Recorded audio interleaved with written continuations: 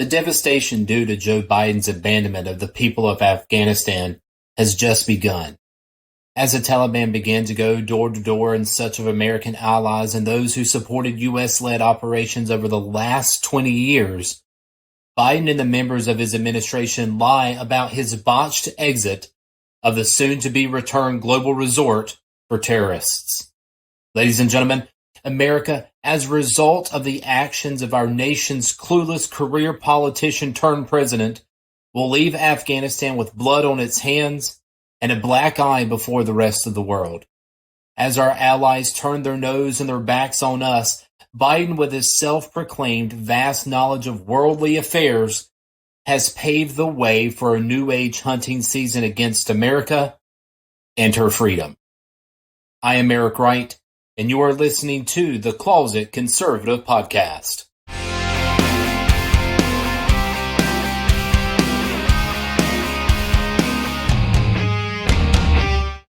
Well, folks, it took just 6 months for Joe Biden and his administration to turn America into a pathetic paper tiger on the world stage. As the nations of China, Iran, North Korea, Russia, and Syria are dining in delight at our failed democratic initiatives in Afghanistan, from here forward, America's word and its bond because of Biden will forever be broken and mean nothing. As helicopters rescued members of our embassy in Kabul, the people of Afghanistan took to the burning of documents. Women ditched their jeans for burkas, and girls went into hiding to keep from being raped and sold into slavery. The Taliban re-energized and now re-equipped with American Blackhawks helicopters, AR-15s, Humvees, and armored vehicles, returned to the capital to cause destruction and chaos. A promise and a prophecy fulfilled due to a failure of our American president.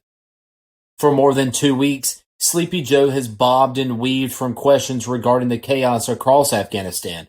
And as Biden hid from the media in his basement, American allies and our brothers and sisters combating global terrorism hid for their lives. But Biden remained steadfast in his decision of desertion, telling his once good old pals in the liberal media that there was no other way.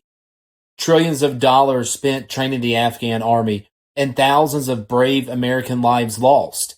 And after 20 years, in Joe's ripe old age of 78, he, and only he, reserves the right to call for a pulling of the plug. Over Biden's several speeches and interviews, he blatantly lies to the American people, telling our nation that the buck stops with him while doing nothing more than blaming everyone but himself. He is incapable of accountability, and in true liberal fashion, he even blames the Afghani people and populations for his failed foreign policy. Folks, Joe Biden, like his liberal predecessors and those that have worked with him so closely over the years, is incapable of a lot of things, and understanding global affairs is sadly one of them. Let us not forget that President Biden is the protege of another failed Democratic foreign policy know-nothing puppet, and Barack Obama, who paid evil nations like Iran not to attack Americans. At the same time, they continue to increase their nuclear capabilities and instigate their proxy war against the nation of Israel. Global affairs, folks, is not a game. And while Biden may think he is playing a game of checkers, the Taliban and the Chinese and the Russians are playing chess. And all Biden is facing checkmate. Sadly, as the atrocities of the people of Afghanistan mount, America will lose her standing and her trust across the globe. For 4 years before Biden bounced into the White House, our nation was seen as strong.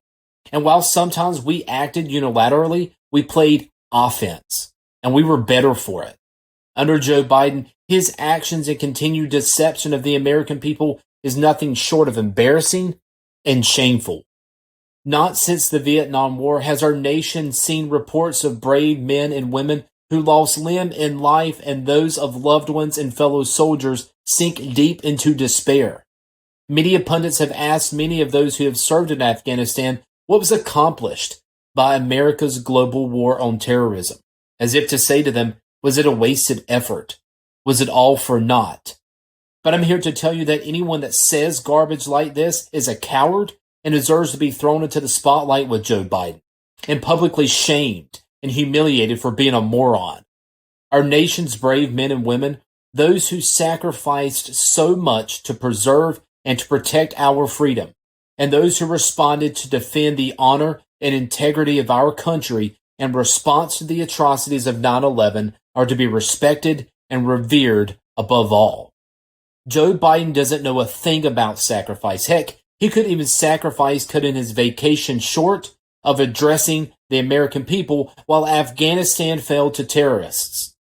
The sacrifices, the strides, and the successes made by the United States military and the men and women who served will not be forgotten, their lives not forsaken.